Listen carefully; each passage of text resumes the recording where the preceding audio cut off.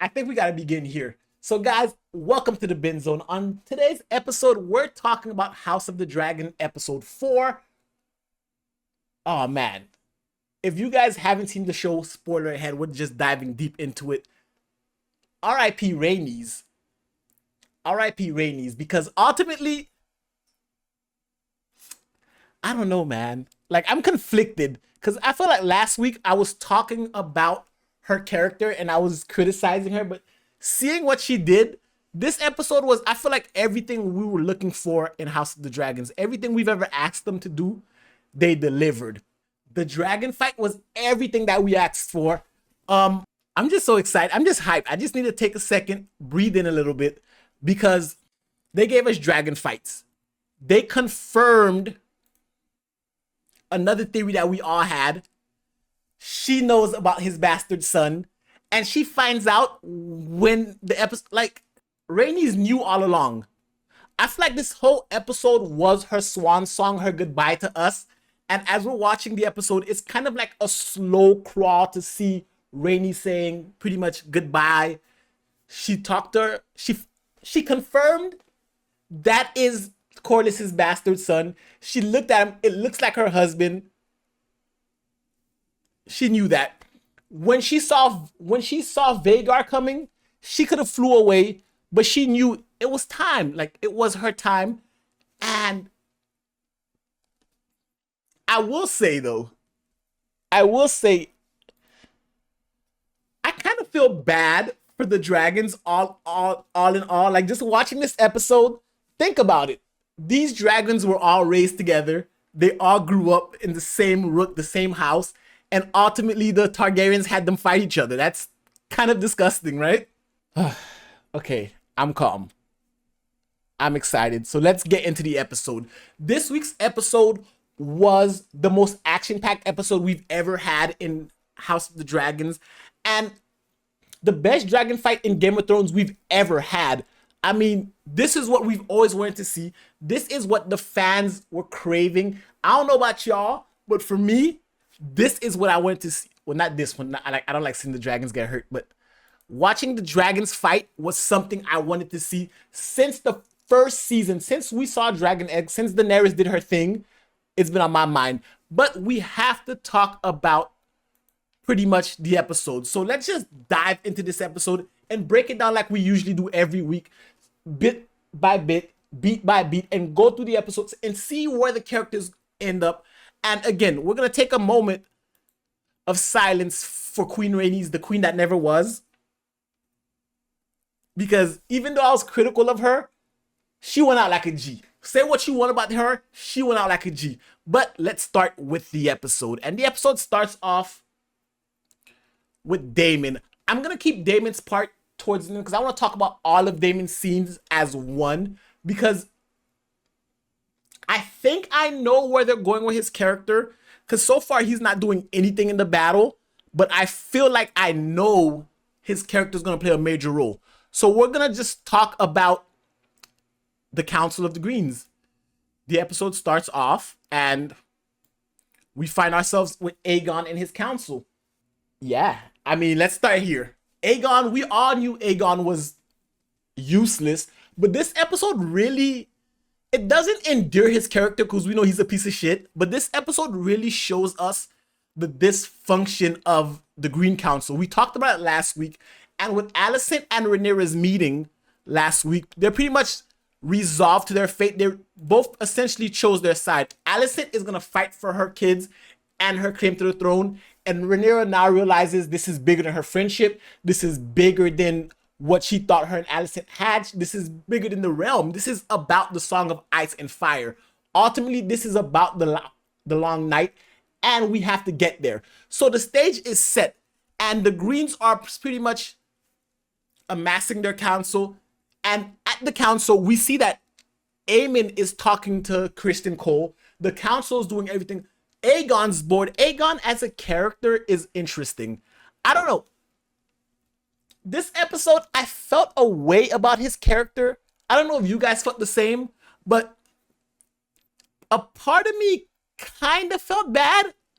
Like, don't judge me, but a part of me kind of felt bad that Like, he didn't want it.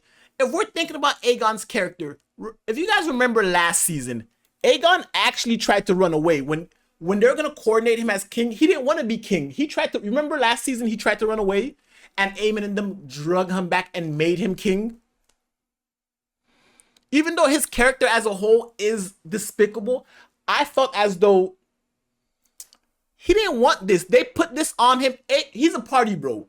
Aegon drinks, parties, has a good time with his friends, and that's pretty much all he wanted to do. But now that he's king, he has to show strength. He has to do all these things. And this episode, I know he's a piece of shit. I know he deserves everything that happened to him.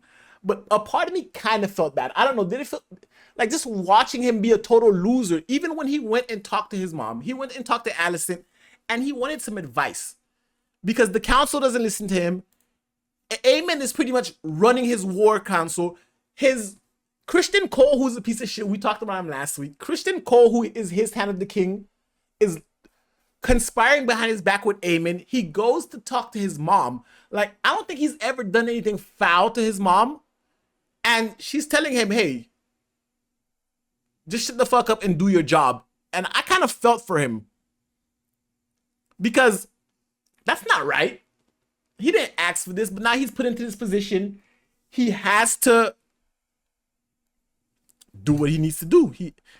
And that's just what it is. You took the throne, you made yourself king, or you didn't make yourself king, but Christian Cole made you king.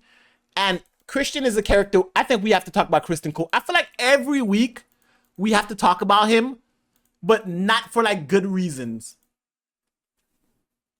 He's now leading the army. He keeps failing upwards, and I don't think it's right. I don't think it's fair. And he's doing more terrible things this week. This week, Christian Cole could be arguably, I've said it again last week, I'll keep saying it, I'm gonna keep telling y'all this every time.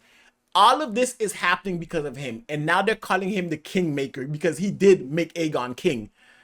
Remember when I said I felt bad for Aegon because he didn't want any of this? That's part of the reason why. Because Christian Cole put him in this position, him and Aemond conspiring behind his back. You already know Aegon. Last week we saw him say he's just as formidable as anybody else, and they laughed at him.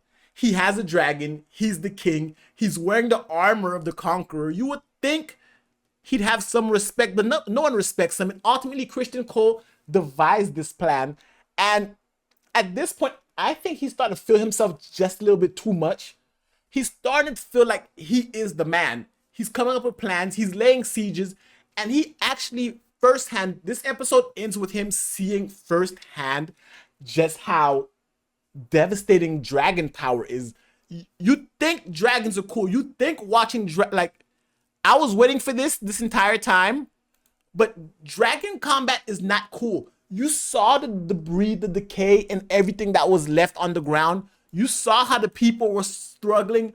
It was a bloodbath. Remember what Daenerys did in the final season of Game of Thrones when she decimated King's Landing? Watching dragons do what they do is not like us watching it on TV, like me and you watching it on TV, like that shit's cool. But seeing it, you see the dragons don't just burn you, they burn you to ash. We see just the devastation, and Christian Cole realizes he did this. He set the kingdom afire, and now there's no turning back. Now it's really us getting together and attacking. At this point, there's no going back. And that's why I do want to take this time. I said earlier I want to talk about Daemon, because Daemon's character at this point now is the only one who can save Rhaenyra. Realistically, Daemon is her backbone. Remember in the first episode? Remember when Daemon said to Rhaenys, remember when Daemon told Rhaenys, let's both get on our dragons and go fight Vhagar together. Together we can take her out. And we found out it wasn't cap. Daemon wasn't lying. Arguably, if we look from the first season of House of the Dragons till now, if we would have listened to Daemon's character, if we followed him, None of this was that. He is by far the most important character right now, and I never would have thought that. I don't know. What do y'all think? Like watching this, what do y'all think of Daemon's character throughout the season or just this season alone? I get it right now. He's going through a metamorphosis. He's having these wild dreams and it's coming in and out. But looking at his character, looking at the transition, had Rhaenys listened to him, she would not have died. Had Rhaenyra listened to him, she would not have got usurped. And we see, but one thing we did see with Rhaenys not listening, and one thing we know for certain watching the dragons fight, is not only was Daemon right, but you can beat dragons. Not just any dragons, you can beat Vhagar. You can beat Vhagar because if Meleys was able to adapt, we saw Rhaenys die. We saw Rhaenys die. Vhagar killed her. Vhagar is by far the most dangerous dragon in the show. Vhagar so far has 2 bodies. Realistically, the green team is winning. Vhagar killed Luke. Vhagar has now killed Rhaenys. Granted, Sunfire is fucked up. And I do feel bad for the dragon, but hey, 1 for 1, but Vhagar still has 2 bodies. But Rhaenys' death was not in vain. Now the black team has something to rally around. I just thought of Corlys.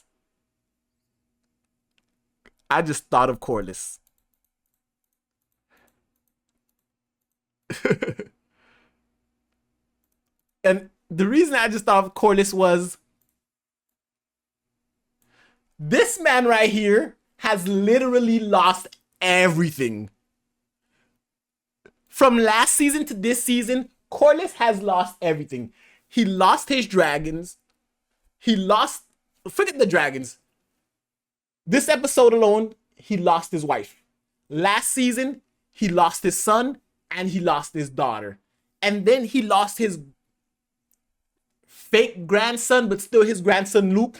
This man has lost everything to Rhaenyra's cause. At this point, what does he have? I feel like what else does Corlys have to give? This man has not, if we take it back beyond just losing these people lives, this man lost the throne. He's lost everything he's worked so hard. I almost forgot. He lost his brother last season too. House Targaryen literally has taken everything away from this man. I'm curious as to his reaction when he finds out his wife is dead. Can he take it? I think his spirit is going to be broken. My spirit would be yours. My spirit, yours, all our spirits would be. If we went through half the stuff that this man. Remember, if we take a look back at Corlys' entire life, when he was young, he was the man. He sailed the farthest. He's the richest person on the show. He's amounted and created so much wealth and power for himself. And you would think doing all that, grinding, essentially starting from the bottom and working your way up to the top, for you to lose your wife, lose your firstborn son, lose your firstborn daughter, which I want to say shout out to Lena having a cameo this season with Daemon. I thought Daemon was completely going to forget about her and focus mainly on Rhaenyra, but I like the fact that she was included. But he lost that. Then he lost his grandson. He still has Jace, but Jace is going to inherit the Iron Throne. He still has his granddaughters, but we spoke about that. They can't carry the Velaryon name. Jace, when he becomes king, is going to be Jace Targaryen. So he's lost his entire lineage except he still has his bastard sons. And we're going to talk about that, right? Because I'm going to go ahead and say it. Y'all can judge me if y'all want. But imagine if he didn't have those kids. Imagine if he didn't do what he needed to do over the years and step out on Rhaenys. He would have lost everything. So even though it's kind of fucked up, it's shitty what he did, the fact that he has them, I mean, we can't be mad at that, right? But she always knew. Rhaenys always knew. And that's the killer. That's what's weird to me. Because as fierce as she is, as powerful as she is, I never would have thought that she would have allowed for any of this. She knew all along and she let it happen. I mean, her entire life, I was talking about Corlys, but it's not just Corlys. She lost a lot too. She was the queen that never was. We have to acknowledge that she was the queen that never was. So she lost her throne. She also lost her son. She lost her daughter. She lost her life and her dragon. I don't know if you guys noticed the scene where Meleys died, where she got her neck chopped. You could see the connection between her and Rhaenys. It's almost as though the moment Meleys died, Rhaenys knew it was over for her too. And I don't know, I felt the way about that. Because I wasn't expecting to feel anything for these characters. Like last week we talked about it. I didn't like her. I don't know. Let me know. How did her death make you feel? Like last week, I didn't like her because I blamed her pretty much for everything. But watching her die, watching that connection be severed between a dragon rider and its dragon, knowing death is imminent, it gave me goosebumps. It gave me chills, and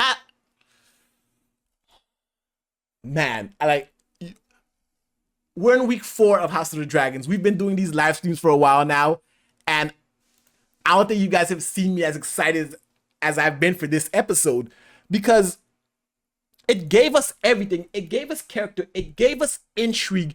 We saw future plot points be settled, and we're watching something happen that I was not expecting, and that's Rhaenyra's character shifting. This is the Rhaenyra we wanted since the end of last season. The moment Luke died, we all wanted this version of Rhaenyra. The one that's going to say, no mas. The one that's going to say, this is my throne, I want it. And she was about this episode. Rhaenyra was willing to jump on her dragon and take herself to war herself. I sat there like, oh, okay, this is the Rhaenyra we've always wanted. This is the Rhaenyra we've always needed. But Aegon taught us something well. Rhaenyra doesn't know how to fight. If Aegon doesn't know how to fight, Rhaenyra doesn't know how to fight. So I'm glad she didn't go. But now that she realizes and she let loose the dragons, Rhaenyra is willing to burn down the entire kingdom for her dragons. Not for her dragons. She's willing to use her dragons to burn down the entire kingdom for the prophecy. Because it's bigger than this. We talked about it last week. And I think we can talk about it this week. It's bigger than the throne. When it comes to House of the Dragons, when it comes to what Rhaenyra's fighting for, Rhaenyra's not just fighting for the throne. She's not just fighting to be the queen of the 7 kingdoms. Rhaenyra is fighting for the future. She's fighting against the long night. Everything she has, everything she needs, she has, and she has to protect the kingdom. And that's where the big disconnect comes when it comes between her side and the Greens.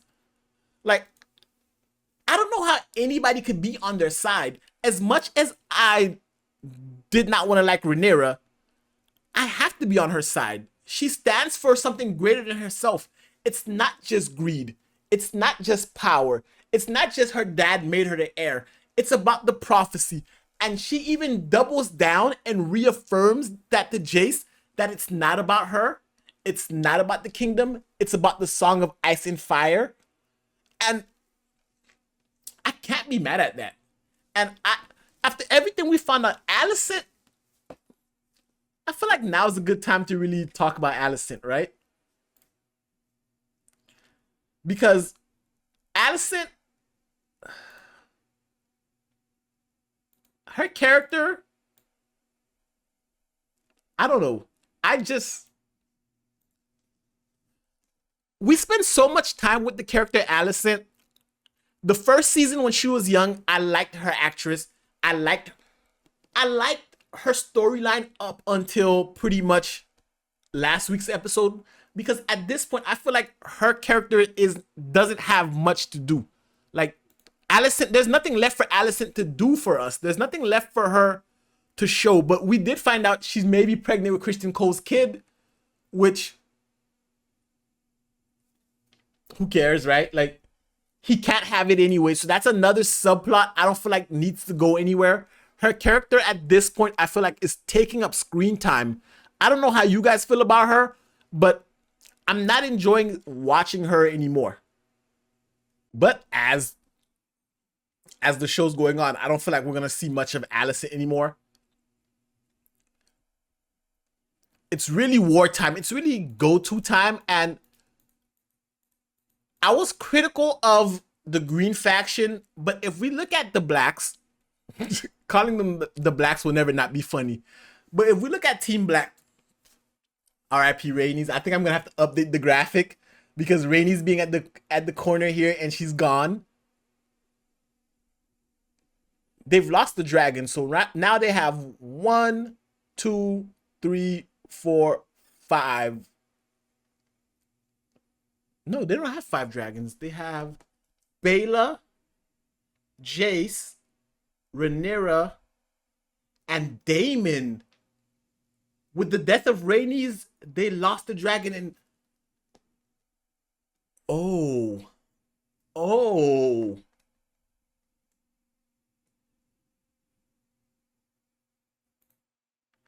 I'm realizing something.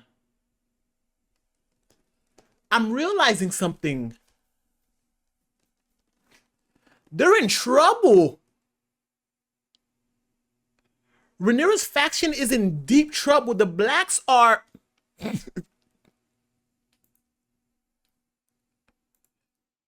They have 4 dragons left.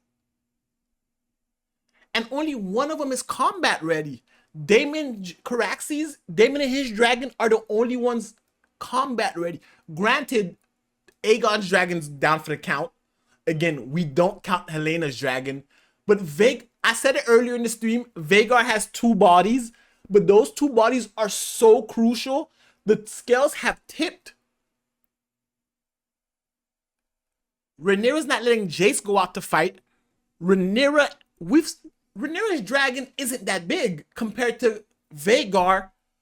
Oh no. This is getting interesting. Aemond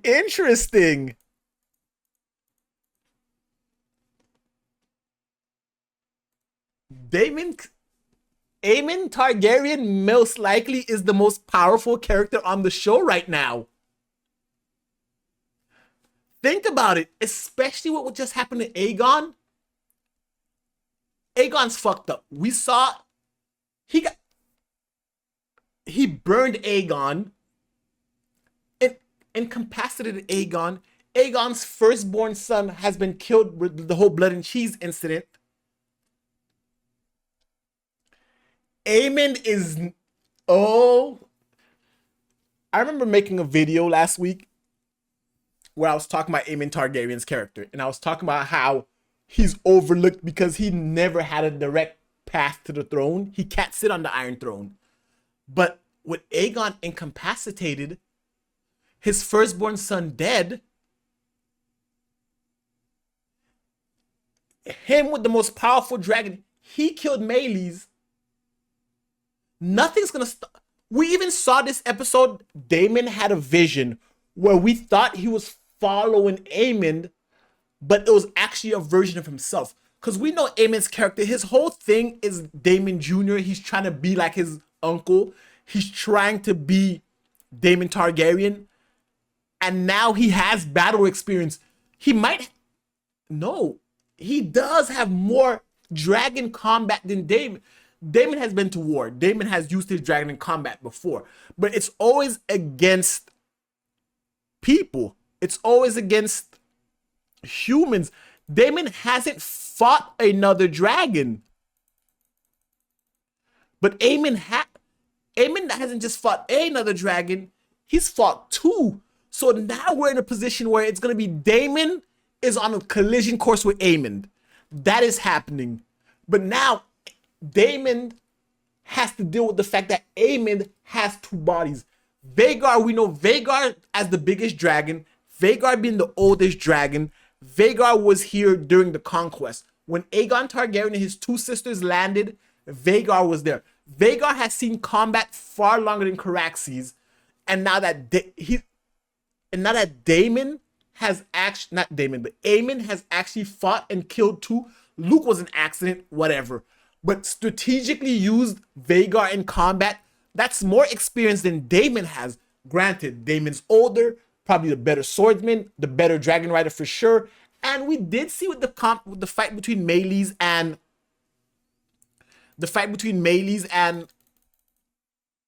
Vhagar, we did see that Meleys was able to hurt Vhagar. Meleys was able to use its speed. Vhagar is hurt. Right here in the gut area, Vhagar is hurt. That can play a factor. Daemon having experience can also play a factor. It's going to be interesting. Because at this point, it's not even about... This is not Game of Thrones. This is House of the Dragons, Dance of the Dragons. It's not about the political machinations of people. It's not about who can we betray, who can we usurp the throne from. It's about the Dance of the Dragons. It's about who can survive, who's going to kill more. This side, that side. It's blood. It's mayhem. It's strategy. It's resources. It's not alienating your allies. It's so much going on in this season, so much going on in this episode, so much to see. And they're saying that this is the second of 4 seasons. So dragons are dropping, bodies are dropping, the war is in full effect. Rhaenyra has a tough choice to make.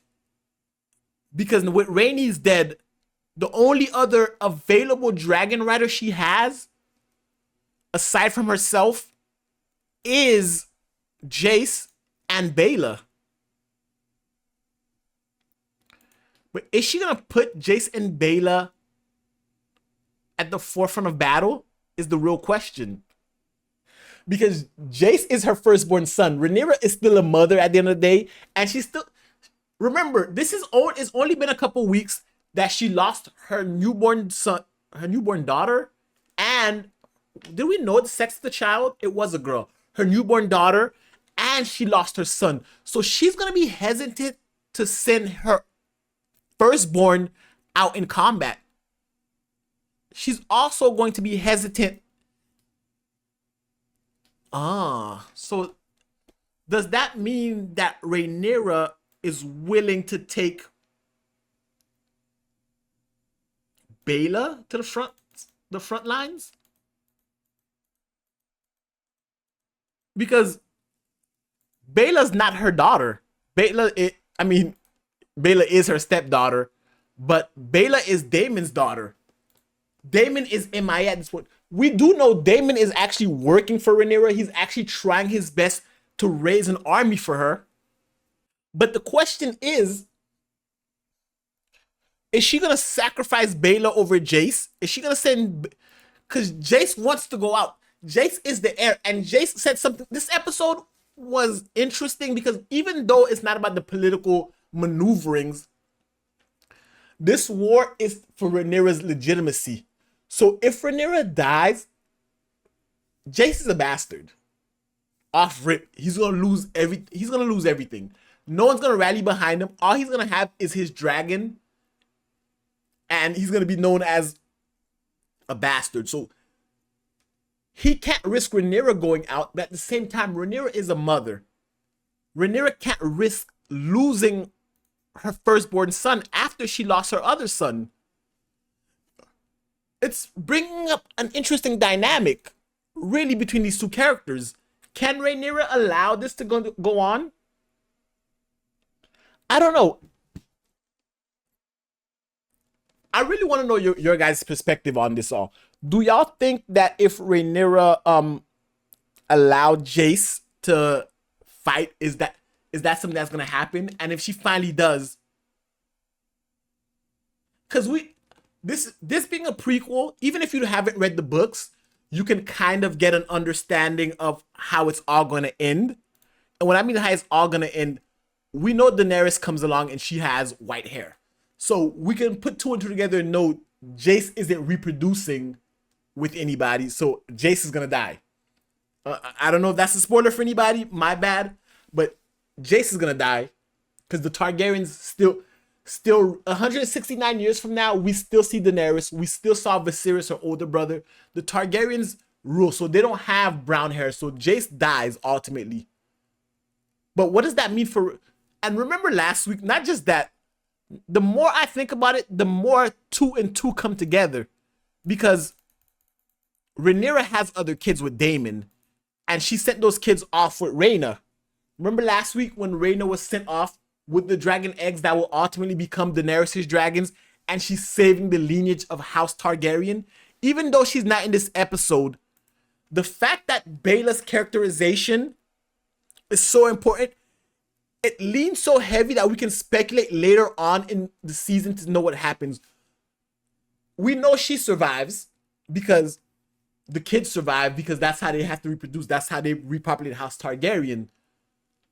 But with her survival, the interesting aspect becomes,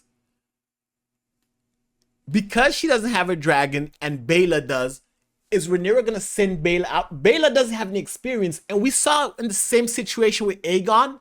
When, granted, Aegon was tripping. Not only does Aegon have zero battle experience, where's Aegon? Because I don't want to dirty Baela's name and image by talking about Aegon while he's not even on screen. So let's just get my guy up here. So he has no battle experience. He's never been in a real fight. He can't even... You know what was interesting this week's episode? We found out that he can't even speak High Velaryon. He can't even speak High Velaryon. Oh, I was fixing my screen, my bad. But he can't speak High Velaryon. He can't fight. He had one too many of these. He was drunk driving a dragon. Let's talk about that for a second. He was drunk driving a dragon and he got destroyed. But he doesn't have the experience, and he went and we saw how that panned out. So is Rhaenyra gonna do the same thing to Baela?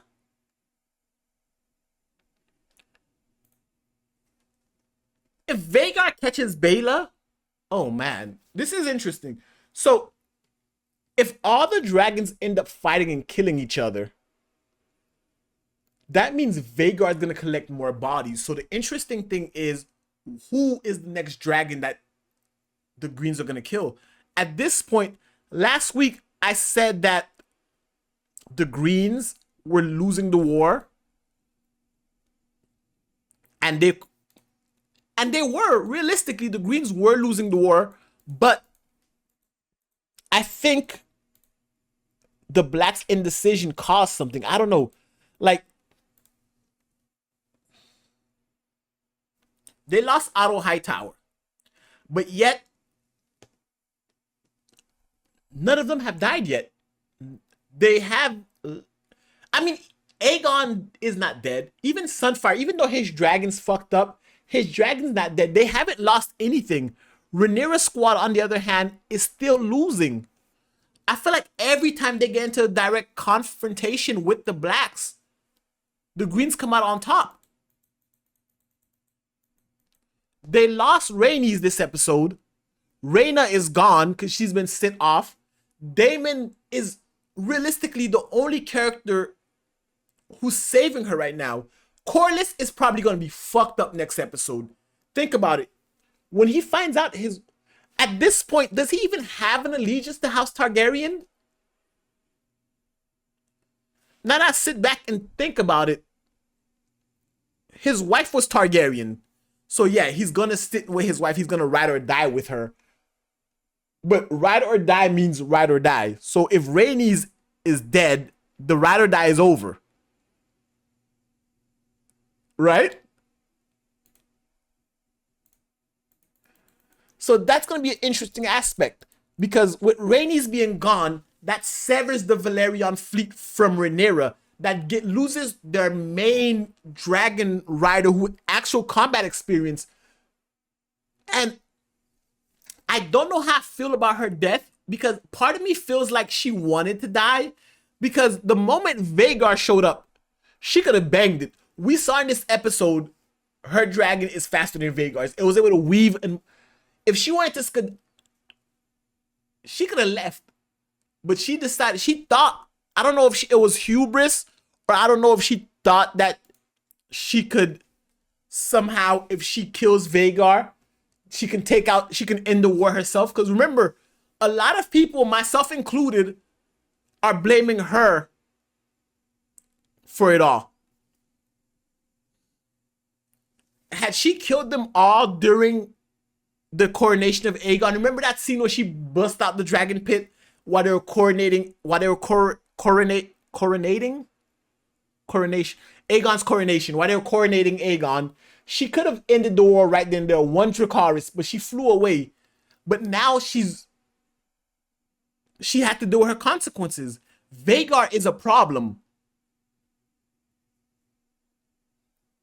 Vhagar is a big problem that should have been handled, and she's reaping what she sowed. Had she listened to Daemon in the first episode of this season, from what I saw of Meleys and what I saw her do to Aegon, now I'm 100%, no, I'm 1,000% sure, had they just all just jumped on their dragon, I'm talking about the moment they found out about the usurpation, had Rhaenys, Daemon, Rhaenyra, Jace, Luke, and Baela jumped on their dragons and flew to King's Landing, I don't think we're having this conversation, right? No, seriously. Look at them. And not just them. They hop on their dragons. They send Corlys and his fleet. Because remember, they talked about it this episode. I don't know if you guys peeped, right? When they were talking, they talked about the blockade and how the blockade that Corlys is setting up is starving the people of King's Landing. We saw that in episode 2, and now they reiterated this episode. So had Rhaenyra come with the Velaryon fleet, 6 dragons, they could have done this. Because we saw firsthand, Aegon and his dragon is useless. So now we focus on Vhagar. Meleys was no match for Vhagar. But if Meleys, Caraxes, that's Daemon's dragon, Syrax, Rhaenyra's dragon,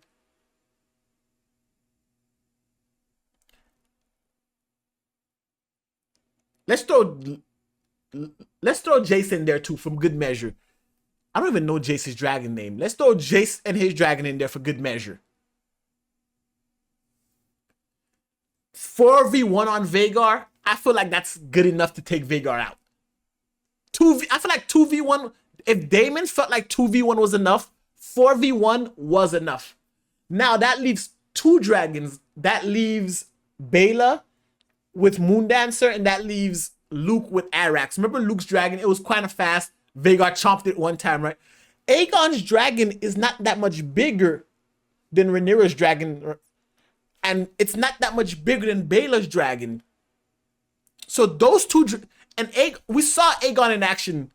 Those two could have beat this could have been had the Targaryens did what they needed to do.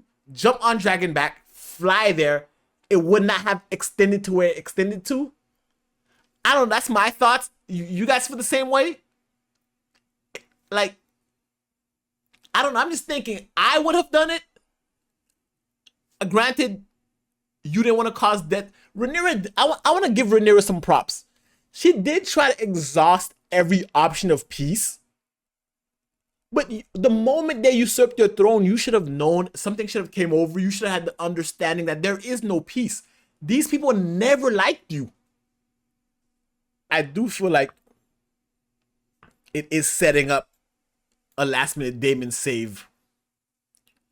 And what I mean by a last minute Daemon save, I feel like this season, Daemon is in Harrenhal. Daemon is trying to amass a host for Rhaenyra. He's doing his part, and he's also having these visions where he's fighting with himself, or not just fighting with himself, but people see Daemon as a character who wants the Iron Throne. And even my understanding of Daemon for a while was that he wants the throne. But if you look at what Daemon's been doing, Daemon realistically isn't selfish. I mean, granted, he moves like a pompous prince would. Like, imagine if you're a prince. Imagine you're Prince Daemon. Prime example. Your brother becomes king. You're now the heir because he has no son. You have a dragon. No one can step to you. And then he names his niece his heir. Whatever, cool. You guys fucked over. It's all good. But every step of the way, he's never betrayed House Targaryen. I remember. Did you guys remember last season when Corlys almost disrespected Viserys and Daemon was not having it? Even though his brother exiled him, he was not having it. Even when he was arguing with Rhaenyra earlier this season, and he was telling her, "I'm raising an army for you." Like everything, I feel like everything he's done has always been for the benefit of his family, for the love of his family. I mean, I'm not excusing him as a character. Like, Daemon's an asshole. Even this episode, even when he's raising bannermen, like he talks with a level of high and mightiness that just rubs the common folk wrong. But he's always doing what's right for House Targaryen. He's in Harrenhal right now. Like, you guys seen Harrenhal? Like, watching the episode, that place sucks. It's raining, it's groggy, it's weird, it's terrible. But he's there, meeting with the Blackens, or meeting with the Oscar Tully, the grandson of the, like, even Larys's uncle, the keeper of Harrenhal. Everyone he's meeting with is incompetent, but he's still trying to raise an army. And not just that, this entire episode, everyone's talking about Harrenhal, and the fact that Daemon is there. And Kristen Cole and Aemond went around, and they went into Rook's Rest to get that small castle, even though it's not worth anything.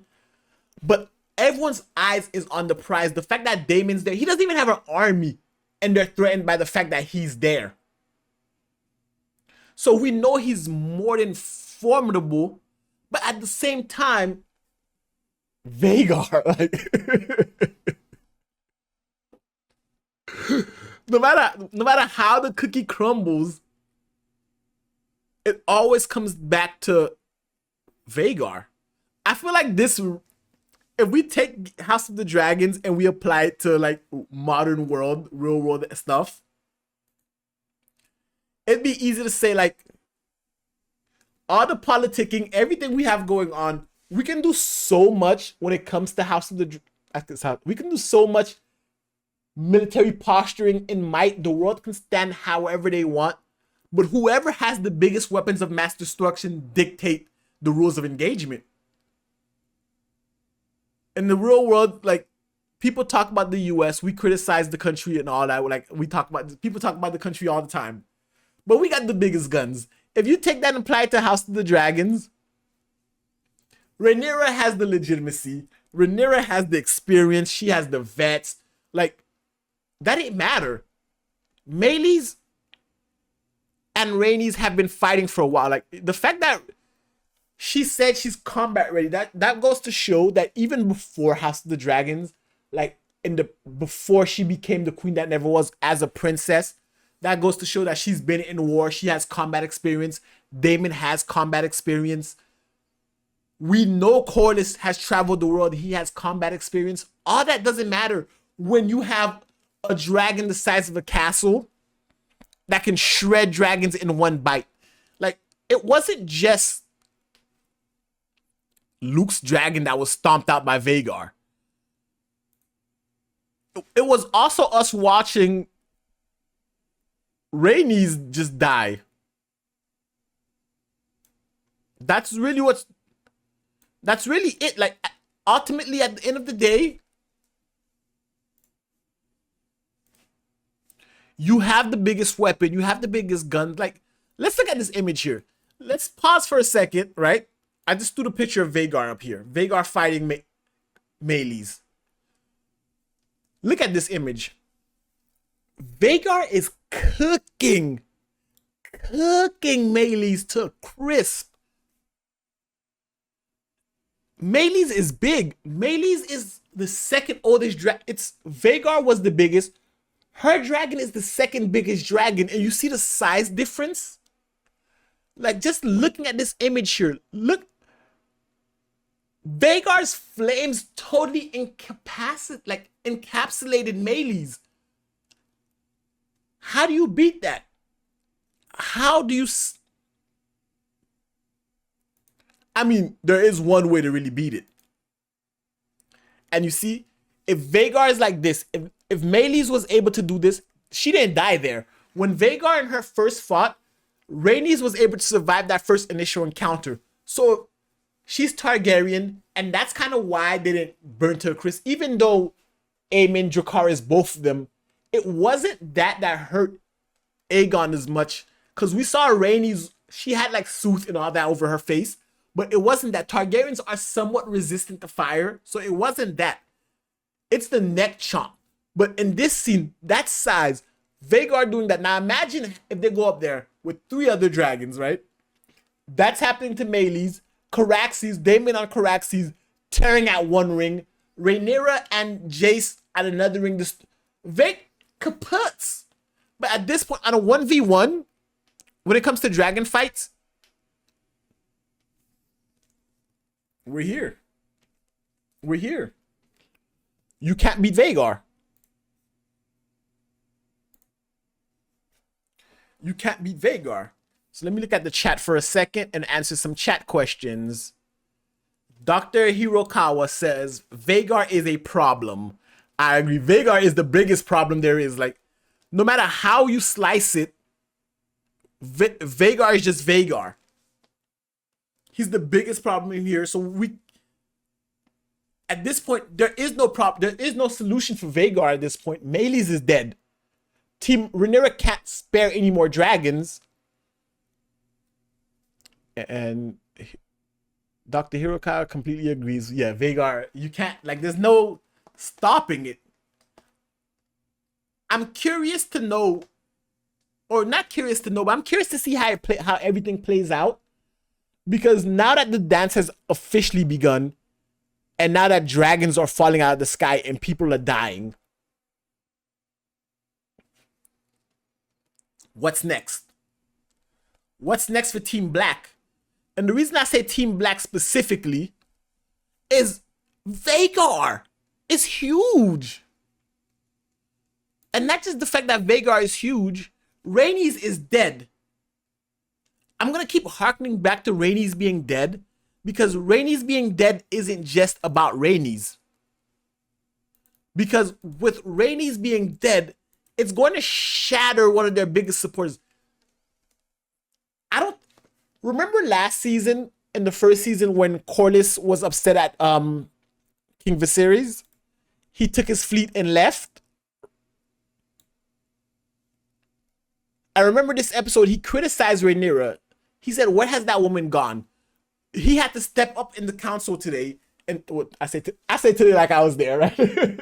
In today's episode, he had to step into the Black Council and assume a position of power. I feel like Corlys is out.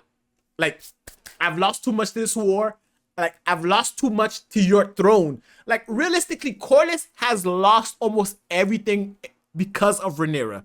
So I feel like Corlys is going to wipe his hands clean. That's going to leave Rhaenyra without a navy, without money, without her biggest war combatant. Like, it's so fucked at this point. I feel like I jinxed them, because last week when I was talking about the Blacks being, they're winning, but realistically they're not, because they're losing everything now. Look how the tides of power shift. Had Rhaenys killed Aegon and Aemond, the war's over. Hell, had Rhaenys killed Aemond, not Aemond, but had Rhaenys killed Aegon, the war is over. That's why I feel like when Aegon fell and Rhaenys thought about leaving and she heard Vhagar's roar, she turned around. She could have left, but she turned around because she felt like she could have beaten, not that she could have beaten, but had she beaten Vhagar, her legend would have been unreal at this point. The queen that never was, sadly, never got to enjoy, like, I'm not gonna say she didn't get to enjoy her life because she lived a full life. Like she raised kids, she has grandkids. She's in her older years, so she lived a full life. But the way she died in the last vestige of glory in support of Rhaenyra, I feel like the biggest thing of her cause was, yes, she was overlooked as the queen that never was. But she thought if she could install Rhaenyra on the Iron Throne, if she can put Rhaenyra there, it was worth it. It was worth her 2v1ing those dragons. Remember, Sunfire was gone. Like, I'm going to take a second to actually look at Sunfire one more time. Because Sunfire, it's tragic. Watching this dragon fall out the sky. And remember, Aegon is not a fighter. So Sunfire has never seen real combat. Look how fucked up it was. Rhaenys saw that. So if Rhaenys thought just maybe, if she could have beaten Vhagar, she could have saved the realm. She was never the queen, but had she brought peace to the realm, could you imagine what the history books would say about Rhaenys Targaryen, the queen that never was? Imagine, she was passed over. She could have killed Aegon and kept the throne, or install, like when they were usurping, she thought of Corlys wanted to usurp. Remember, the transition of power between King Jaehaerys and Viserys wasn't so seamless. She was supposed to queen. She was supposed to be the queen that sat on the Iron Throne. She has dragons. Her kids have dragons. She could have been went to war against Viserys. Corlys has more than enough money to go to war against the crown. But no, she's kept her dignity. And in this scene, she thought to herself, if I can beat Vhagar, if I can kill Aemond right here, if my dragon is able to take both of them down, yes, I will never sit on the Iron Throne. But history would have remembered her fondly. The queen that never was, but the queen that was able to save the kingdom, or save the queendom at this point, looking beyond herself at Rhaenyra. They would have looked at her like she could have been selfish, but no, she took a back seat. She fought 2 dragons to install her cousin's daughter on the throne. So it was never about her sitting on the throne. It was always about the fact that a woman should be allowed to sit on the throne. If Rhaenyra is allowed to sit on the throne, Baela could sit on the throne. Rhaena, even though Corlys has his bastard kids, she would have been justified in saying, no, you can't legitimize them because women can sit on the Iron Throne. Women can sit on seats of power. Women can sit in Driftmark. Sorry about that. Sorry for your ears. But she looked at Alan's face and she realized, you are not mine. You are going to inherit everything. This guy, Alan, I just feel it in my bones. He's going to inherit everything Corlys has to offer. And now Rhaenys is not going to have any direct lineage to the Iron Throne, any direct lineage to Driftmark, any direct lineage to Dragonstone. Essentially, her line dies with her. So in that moment, I feel like she felt that she had to fight Vhagar, and we ultimately know how it turned out.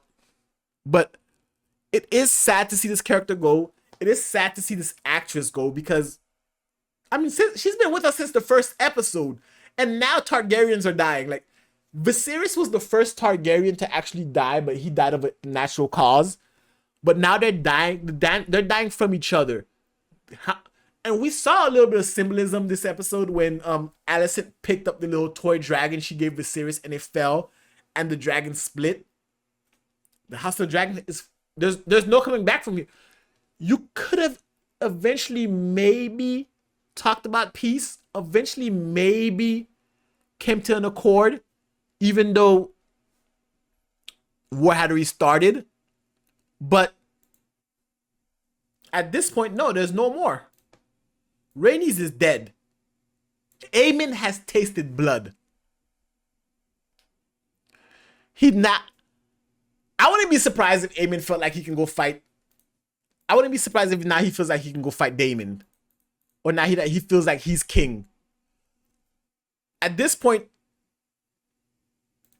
there's not much left to do. The sides have been chosen. First blood, well, not first blood, but Rhaenyra has took another L yet again. Vhagar has 2 bodies. Damn. I'm gonna take this time to actually... I'm gonna take this drink right here to actually take some time for Rhaenys. Because she did what she could. She fought. And ultimately... this is for Rhaenys Targaryen, the queen that never was. But guys, that was this week's episode. I feel like this week's episode was crazy, but it was the type of crazy that I was looking for. This week's episode gave us everything we could actually want. And I'm excited. Because it's not just first blood that's been drawn. It's a Targaryen princess. You know what's crazy about all of this, realistically? Is Rhaenys was...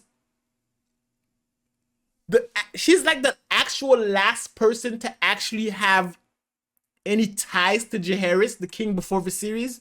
She's the last Targaryen with an actual relationship to the last legitimate Targaryen ruler. And her legitimacy was never questioned. And now she's dead. That means now it's a free-for-all. House Targaryen is divided. Everyone's gonna do whatever the fuck they feel. And I feel like the last bit of hope that the House Targaryen had died with her.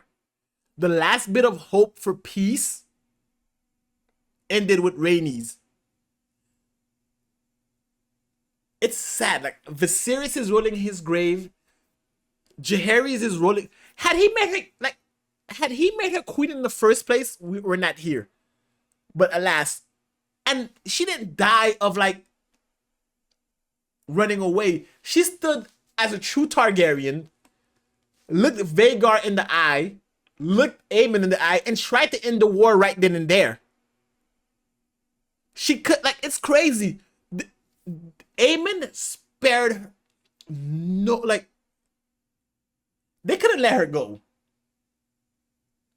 But at this point, she spared their lives. They could have let her go, but no.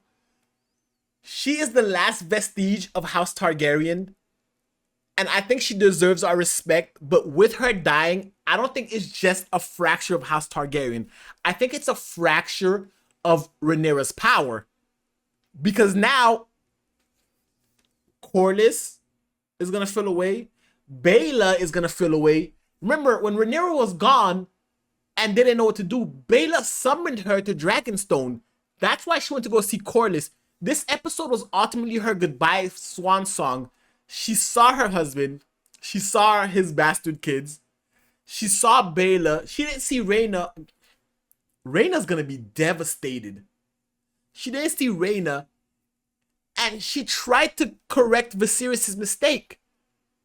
All this is happening because it's Aegon, Aemond, Alicent, the Greens. This should have never... She did everything she could. And even though I've been critical of her character, even though I was harsh on the fact that I feel like she could have had the war ended long time ago, she deserved a better death than this. And again, I'm going to stand by it. When I saw her die, I knew she was dead the moment Vhagar chomped on Melee's neck, when her dragon looked at her, and the transition of the scene, you saw the life go out of Melee's eyes, and in that same breath, you see it transition to this scene. Rhaenys knew it was over. There's nothing else she could have done. She tried. She tried. And now the blacks have to deal with that. Rhaenyra's gonna have to deal with that. And it's gonna be tough. It's gonna be tough because I don't think they're gonna wait for Daemon. Like I said it earlier in this video, I'm gonna reiterate one more time. Daemon Targaryen is their last hope. He has the oldest dragon left on their side. He has the most experience. And if he can't raise an army in Harrenhal, if he can't meet Vhagar in open combat at this point, Criston Cole has the army. He has the manpower. They have Vhagar. Granted, I'm gonna give Rhaenys another shout out again, because Aegon and Sunfire's out the picture because of her. She fucked Aegon's dragon up. Like, that's because of her. So she did what she did. Like, she did what she could. I feel like the blacks now, because Rhaenyra doesn't have the claim to legitimacy like Aegon does, I feel like now it's gonna be like a baton race. Melee's and Rhaenys did what they could. Now they're gonna have to pass it on to Daemon. It's all on him. No one believes in him. Rhaenyra doesn't believe in him. I don't think you guys believe in him as much as I do. He's seeing visions. Like, I feel like his death is imminent because he's seeing visions. He's doing all these things, but he's Daemon Targaryen. He has a Valyrian steel sword, and I believe in him. But guys, that's gonna be it for this week's live stream. Like, I was super giddy about this episode. I'm gonna watch it again. I'm gonna really look at the dragon battle because that was my favorite part of it all.